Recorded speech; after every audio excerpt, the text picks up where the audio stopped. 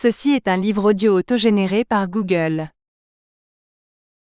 Livre Les Misérables, tome 5 Jean Valjean. Par Victor Hugo. Livre 1er, La guerre entre quatre murs. Chapitre 1. La Charybde du faubourg Saint-Antoine et la Scylla du faubourg du Temple. Les deux plus mémorables barricades que l'observateur des maladies sociales puisse mentionner n'appartiennent point à la période où est placée l'action de ce livre.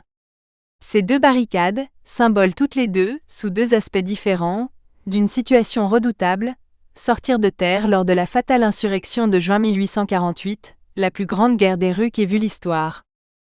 Il arrive quelquefois que même contre les principes, même contre la liberté, l'égalité et la fraternité, même contre le vote universel, même contre le gouvernement de tous par tous, du fond de ces angoisses, de ces découragements, de ces dénûments, de ces fièvres, de ces détresses, de ces miasmes, de ces ignorances, de ces ténèbres, cette grande désespérée, la canaille, proteste et que la populace livre bataille au peuple.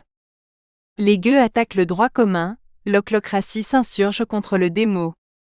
Ce sont là des journées lugubres, car il y a toujours une certaine quantité de droit même dans cette démence, il y a du suicide dans ce duel, et ces mots qui veulent être des injures, gueux, canaille, ochlocratie, populace, constatent, hélas, plutôt la faute de ceux qui règnent que la faute de ceux qui souffrent, plutôt la faute des privilégiés que la faute des déshérités. Quant à nous, ces mots-là, nous ne les prononçons jamais sans douleur et sans respect, car lorsque la philosophie sonde les faits auxquels ils correspondent, elle y trouve souvent bien des grandeurs à côté des misères. Athènes était une ochlocratie, les gueux ont fait la Hollande, la populace a plus d'une fois sauvé Rome, et la canaille suivait Jésus-Christ. Il n'est pas de penseur qui n'ait parfois contemplé les magnificences d'en bas. C'est à cette canaille que songeait sans doute saint Jérôme, et à tous ces pauvres gens, et à tous ces vagabonds, et à tous ces misérables d'où sont sortis les apôtres et les martyrs, quand ils disaient cette parole mystérieuse, fex urbis, lex orbis. Les exaspérations de cette foule qui souffre et qui saigne, ces violences à contresens sur les principes qui sont sa vie, ces voies de fait contre le droit, sont des coups d'État populaires et doivent être réprimés. L'homme probe s'y dévoue, et par amour même pour cette foule il la combat. Mais comme il la sent excusable tout en lui tenant tête, comme il la vénère tout en lui résistant. C'est là un de ces moments rares où en faisant ce qu'on doit faire, on sent quelque chose qui déconcerte et qui déconseillerait presque d'aller plus loin. On persiste, il le faut, mais la conscience satisfaite est triste, et l'accomplissement du devoir se complique d'un serrement de cœur. Juin 1848 fut, hâtons-nous de le dire, un fait à part, et presque impossible à classer dans la philosophie de l'histoire. Tous les mots que nous venons de prononcer doivent être écartés, quand il s'agit de cette émeute extraordinaire, où l'on sentit la sainte anxiété du travail réclamant ses droits. Il fallut la combattre, et c'était le devoir, car elle attaquait la République. Mais au fond, que fut juin 1848 ? Une révolte du peuple contre lui-même. Là où le sujet n'est point perdu de vue, il n'y a point de digression. Qu'il nous soit donc permis d'arrêter un moment l'attention du lecteur sur les deux barricades absolument uniques, dont nous venons de parler, et qui ont caractérisé cette insurrection.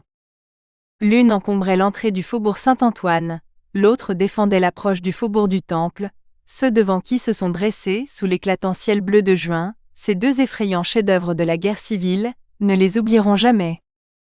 La barricade Saint-Antoine était monstrueuse. Elle était haute de 3 étages et large de 700 pieds. Elle barrait d'un angle à l'autre la vaste embouchure du faubourg, c'est-à-dire 3 rues, ravinées, déchiquetées, dentelées, hachées, crénelées d'une immense déchirure, contre-butées de monceaux qui étaient eux-mêmes des bastions, poussant des caps çà et là, puissamment adossées aux 2 grands promontoires de maisons du faubourg. Elle surgissait comme une levée cyclopéenne au fond de la redoutable place qui a vu le 14 juillet. 19 barricades s'étageaient dans la profondeur des rues derrière cette barricade mère. Rien qu'à la voir, on sentait dans le faubourg l'immense souffrance agonisante arrivée à cette minute extrême, où une détresse veut devenir une catastrophe. De quoi était faite cette barricade ? De l'écroulement de 3 maisons à 6 étages, démolies exprès, disaient les uns. Du prodige de toutes les colères, disaient les autres. Elle avait l'aspect lamentable de toutes les constructions de la haine, la ruine. On pouvait dire, qui a bâti cela ? On pouvait dire aussi, qui a détruit cela ? C'était l'improvisation, du bouillonnement. Tiens cette porte, cette grille, cet auvent, ce chambranle, ce réchaud brisé, cette marmite fêlée. Donnez tout, jetez tout, poussez, roulez, piochez, démantelez, bouleversez, écroulez tout.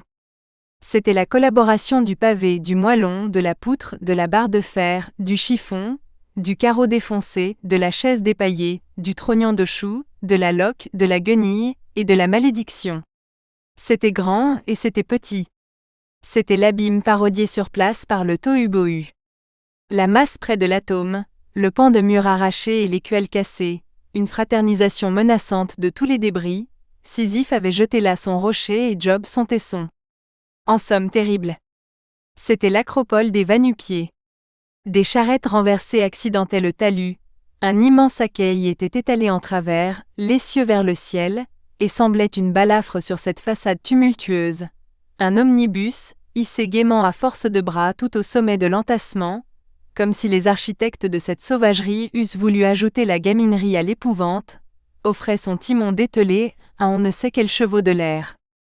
Cet amas gigantesque, alluvion de l'émeute, figurait à l'esprit un ossa sur pélion de toutes les révolutions, 93 sur 89, le 9 Thermidor sur le 10 août, le 18 Brumaire sur le 21 janvier, Vendémiaire sur Prairial, 1848 sur 1830.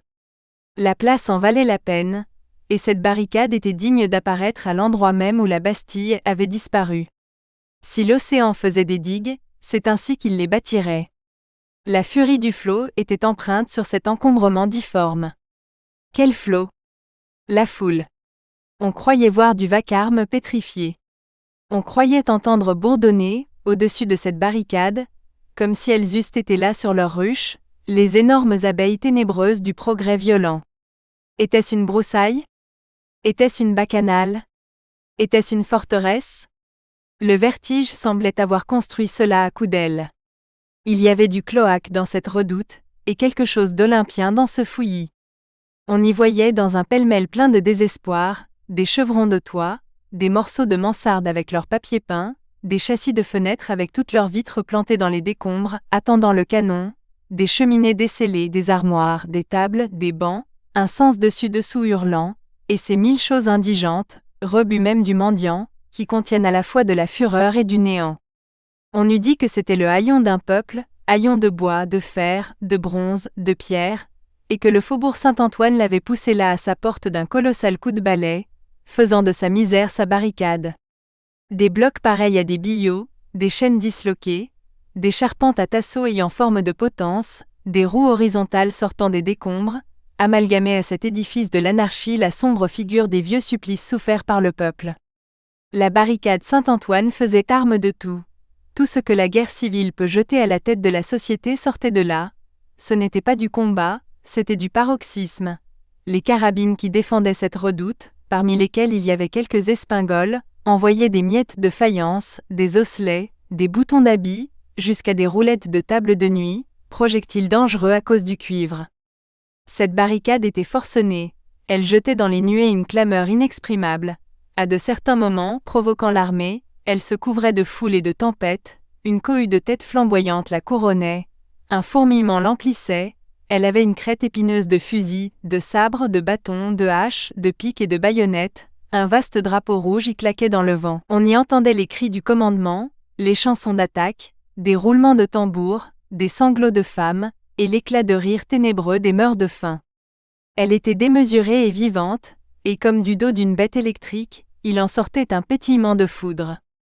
L'esprit de révolution couvrait de son nuage ce sommet où grondait cette voix du peuple qui ressemble à la voix de Dieu, une majesté étrange se dégageait de cette titanique hautée de gravats.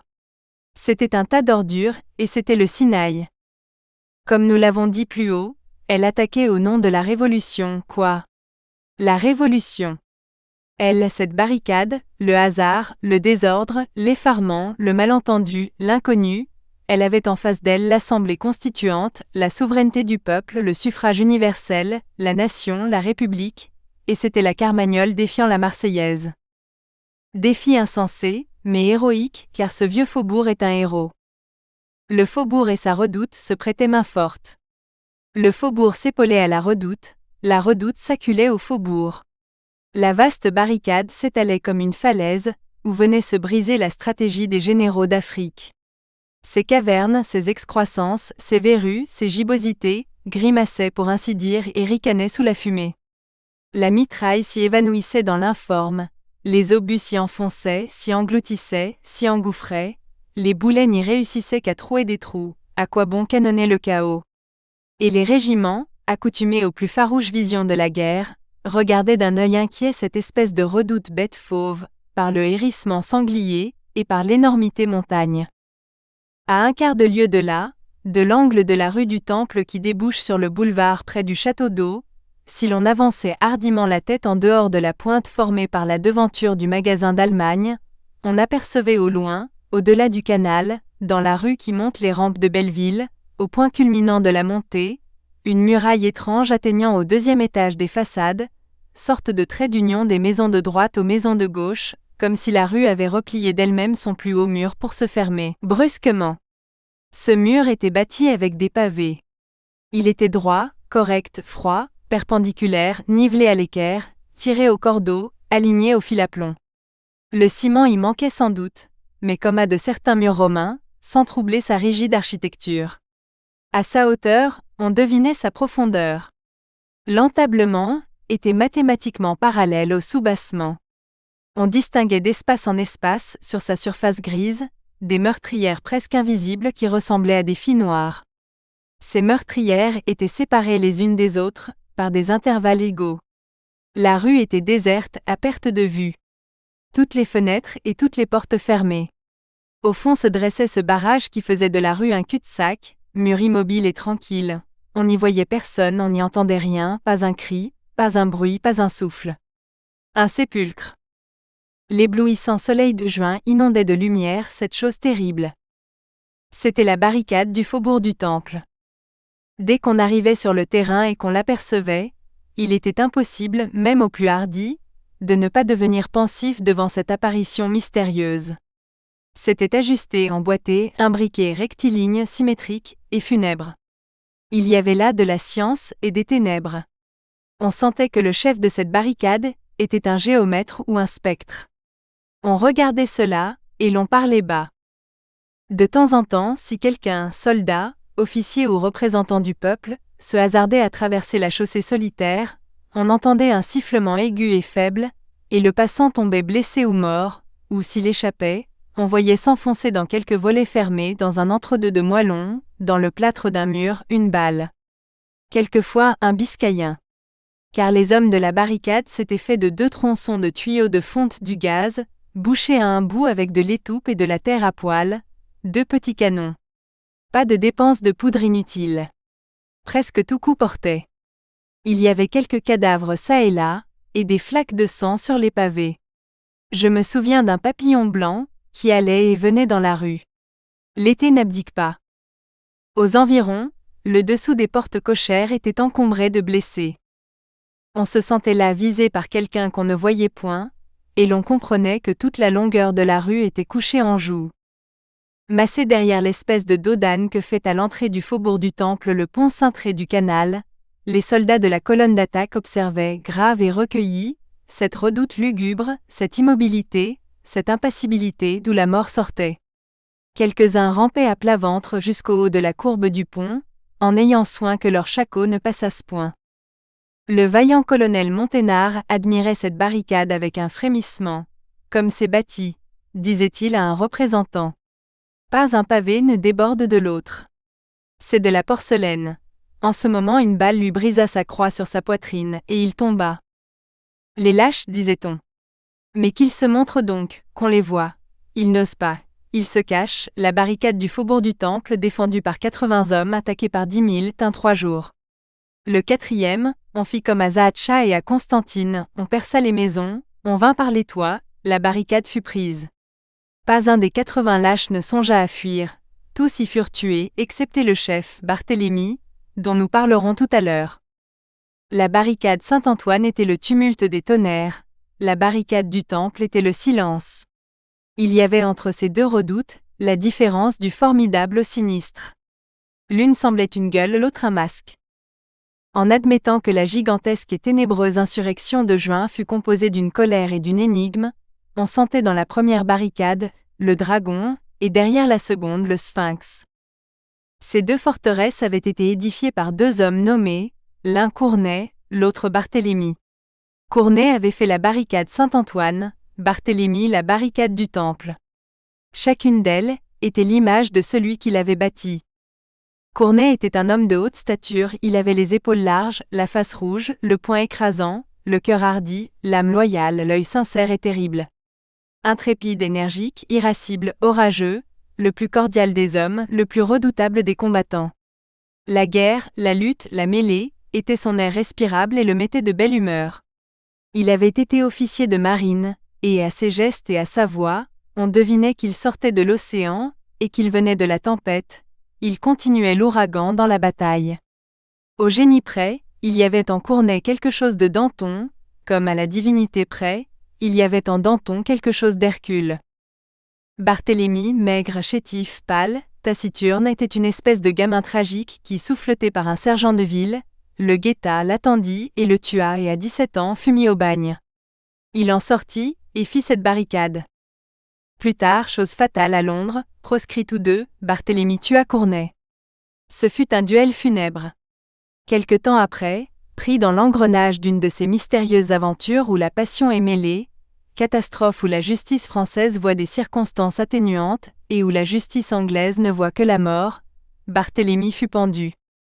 La sombre construction sociale est ainsi faite que grâce au dénuement matériel, grâce à l'obscurité morale, ce malheureux être qui contenait une intelligence, ferme à coup sûr, grande peut-être, commença par le bagne en France et finit par le gibet en Angleterre. Barthélemy, dans les occasions, n'arborait qu'un drapeau, le drapeau noir. Fin du chapitre. Chapitre 2. Que faire dans l'abîme à moins que l'on ne cause? 16 ans compte dans la souterraine éducation de l'émeute, et juin 1848 en savait plus long que juin 1832. Aussi la barricade de la rue de la Chanvrerie n'était-elle qu'une ébauche et qu'un embryon, comparée aux deux barricades colosses que nous venons d'esquisser, mais pour l'époque, elle était redoutable. Les insurgés, sous l'œil d'Enjolras, car Marius ne regardait plus rien, avaient mis la nuit à profit. La barricade avait été non seulement réparée, mais augmentée. On l'avait exhaussée de 2 pieds. Des barres de fer plantées dans les pavés ressemblaient à des lances en arrêt. Toutes sortes de décombres ajoutés et apportés de toutes parts compliquaient l'enchevêtrement extérieur. La redoute avait été savamment refaite en muraille au dedans et en broussailles au dehors. On avait rétabli l'escalier de pavés qui permettait d'y monter comme à un mur de citadelle. On avait fait le ménage de la barricade, désencombré la salle basse, pris la cuisine pour ambulance, achevé le pansement des blessés, recueilli la poudre éparse à terre et sur les tables, fondu des balles, fabriqué des cartouches, épluché de la charpie, distribué les armes tombées, nettoyé l'intérieur de la redoute, ramassé les débris, emporté les cadavres. On déposa les morts en tas dans la ruelle Mondétour, dont on était toujours maître. Le pavé a été longtemps rouge à cet endroit. Il y avait parmi les morts 4 gardes nationaux de la banlieue. Enjolras fit mettre de côté leurs uniformes. Enjolras avait conseillé 2 heures de sommeil. Un conseil d'Enjolras était une consigne. Pourtant, 3 ou 4 seulement en profitèrent. Feuilly employa ces 2 heures à la gravure de cette inscription sur le mur, qui faisait face au cabaret. Vive les peuples! Ces 3 mots, creusés dans le moellon avec un clou, se lisaient encore sur cette muraille en 1848. Les 3 femmes avaient profité du répit de la nuit, pour disparaître définitivement, ce qui faisait respirer les insurgés plus à l'aise. Elles avaient trouvé moyen de se réfugier dans quelques maisons voisines. La plupart des blessés pouvaient, et voulaient encore combattre. Il y avait sur une litière de matelas et de bottes de paille, dans la cuisine devenue l'ambulance, 5 hommes gravement atteints, dont 2 gardes municipaux. Les gardes municipaux furent pansés les premiers. Il ne resta plus dans la salle basse que Mabeuf sous son drap noir et Javert lié au poteau. C'est ici la salle des morts, dit Enjolras. Dans l'intérieur de cette salle, à peine éclairée d'une chandelle, tout au fond, la table mortuaire étant derrière le poteau comme une barre horizontale, une sorte de grande croix vague résultait de Javert debout et de Mabeuf couché.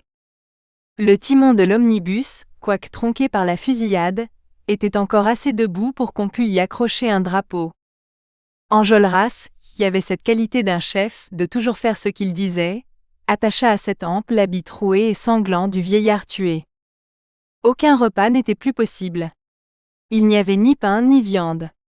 Les 50 hommes de la barricade, depuis 16 heures qu'ils étaient là, avaient eu vite épuisé les maigres provisions du cabaret. À un instant donné, toute barricade qui tient devient inévitablement le radeau de la méduse. Il fallut se résigner à la faim. On était aux premières heures de cette journée spartiate du 6 juin où dans la barricade Saint-Méry, Jeanne, entourée d'insurgés qui demandaient du pain, à tous ses combattants criant à manger, répondait « Pourquoi ? Il est 3 heures. À 4 heures nous serons morts. » Comme on ne pouvait plus manger, Enjolras défendit de boire. Il interdit le vin et rationna l'eau-de-vie. On avait trouvé dans la cave une quinzaine de bouteilles pleines, hermétiquement cachetées. Enjolras et Combeferre les examinèrent. Combeferre en remontant dit « C'est du vieux fond du père Hucheloup qui a commencé par être épicier. Cela doit être du vrai vin, observa Bossuet. Il est heureux que Grantaire dorme. S'il était debout, on aurait de la peine à sauver ces bouteilles-là. » Enjolras, malgré les murmures, mit son veto sur les 15 bouteilles, et afin que personne n'y touchât et qu'elles fussent comme sacrées, il les fit placer sous la table où gisait le père Mabeuf. Vers 2 heures du matin, on se compta. Ils étaient encore 37. Le jour commençait à paraître. On venait d'éteindre la torche, qui avait été replacée dans son alvéole de pavés. L'intérieur de la barricade, cette espèce de petite cour prise sur la rue, était noyé de ténèbres et ressemblait, à travers la vague horreur crépusculaire, au pont d'un navire désemparé. Les combattants allant et venant s'y mouvaient comme des formes noires. Au-dessus de cet effrayant nid d'ombre, les étages des maisons muettes s'ébauchaient lividement, tout en haut les cheminées blêmissaient. Le ciel avait cette charmante nuance indécise, qui est peut-être le blanc et peut-être le bleu. Des oiseaux y volaient avec des cris de bonheur. La haute maison qui faisait le fond de la barricade, étant tournée vers le levant, avait sur son toit un reflet rose. À la lucarne du 3e étage, le vent du matin agitait les cheveux gris sur la tête de l'homme mort. « Je suis charmé qu'on ait éteint la torche, » disait Courfeyrac à Feuilly. Cette torche effarée au vent m'ennuyait. Elle avait l'air d'avoir peur. La lumière des torches ressemble à la sagesse des lâches, elle éclaire mal parce qu'elle tremble. L'aube éveille les esprits comme les oiseaux, tous causaient. Joly, voyant un chat rôder sur une gouttière, en extrayait la philosophie. « Qu'est-ce que le chat ?» s'écriait-il. « C'est un correctif. » Le bon Dieu ayant fait la souris a dit « Tiens, j'ai fait une bêtise. » Et il a fait le chat. Le chat, c'est l'erratum de la souris. La souris plus le chat, c'est l'épreuve revue et corrigée de la création. Combeferre, entouré d'étudiants et d'ouvriers, parlait des morts, de Jean Prouvaire, de Bahorel, de Mabeuf, et même du Cabuc et de la tristesse sévère d'Enjolras. Il disait Harmodius et Aristogiton, Brutus, Chéréa, Stéphanus, Cromwell, Charlotte Corday, Sand, tous ont eu après le coup leur moment d'angoisse. Notre cœur est si frémissant et la vie humaine est un tel mystère que même dans un meurtre civique, même dans un meurtre libérateur, s'il y en a, le remords d'avoir frappé un homme dépasse la joie d'avoir servi le genre humain.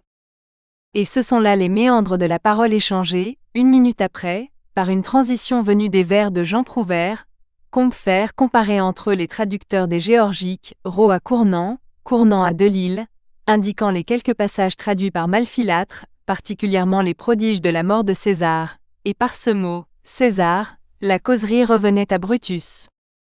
César, dit Combeferre, est tombé justement. Cicéron a été sévère pour César, et il a eu raison. Cette sévérité-là n'est point la diatribe. Quand Zoïle insulte Homère, quand Maevius insulte Virgile, quand Visé insulte Molière, quand Pope insulte Shakespeare, quand Fréron insulte Voltaire, c'est une vieille loi d'envie et de haine qui s'exécute, les génies attirent l'injure, les grands hommes sont toujours plus ou moins aboyés. Mais Zoïle et Cicéron, c'est deux. Cicéron est un justicier par la pensée de même que Brutus est un justicier par l'épée. Je blâme quant à moi cette dernière justice-là, le glaive mais l'Antiquité l'admettait. César, violateur du Rubicon, conférant comme venant de lui, les dignités qui venaient du peuple, ne se levant pas à l'entrée du Sénat, faisait comme dit Eutrope des choses de roi et presque de tyran, regia sepene tyrannica. C'était un grand homme, tant pis ou tant mieux, la leçon est plus haute. Ces 23 blessures me touchent moins que le crachat au front de Jésus-Christ. César est poignardé par les sénateurs, Christ est souffleté par les valets. À plus d'outrage, on sent le Dieu. Bossuet, dominant les causeurs du haut d'un tas de pavés, s'écriait, la carabine à la main. Au Cid Athénéum, au Myrinus, au Probalinthe, aux grâces de Léontide. Oh! Qui me donnera de prononcer les vers d'Homère, comme un grec de l'Orium, ou d'Édaptéon. Fin du chapitre. Chapitre 3. Éclaircissement et assombrissement. Enjolras était allé faire une reconnaissance. Il était sorti par la ruelle Mondétour, en serpentant le long des maisons. Les insurgés, disons-le, étaient pleins d'espoir. La façon dont ils avaient repoussé l'attaque de la nuit leur faisait presque dédaigner d'avance l'attaque du point du jour. Ils l'attendaient, et en souriaient. Ils ne doutaient pas plus de leur succès que de leur cause. D'ailleurs, un secours allait évidemment leur venir. Ils y comptaient. Avec cette facilité de prophétie triomphante qui est une des forces du français combattant, il divisait en 3 phases certaines la journée qui allait s'ouvrir. À 6 heures du matin, un régiment, qu'on avait travaillé, tournerait. À midi, l'insurrection de tout Paris, au coucher du soleil, la Révolution. On entendait le tocsin de Saint-Méry qui ne s'était pas tu 1 minute depuis la veille, preuve que l'autre barricade, la grande, celle de Jeanne, tenait toujours. Toutes ces espérances s'échangeaient d'un groupe à l'autre, dans une sorte de chuchotement gai et redoutable, qui ressemblait au bourdonnement de guerre d'une ruche d'abeilles. Enjolras reparut. Il revenait de sa sombre promenade d'aigle, dans l'obscurité extérieure.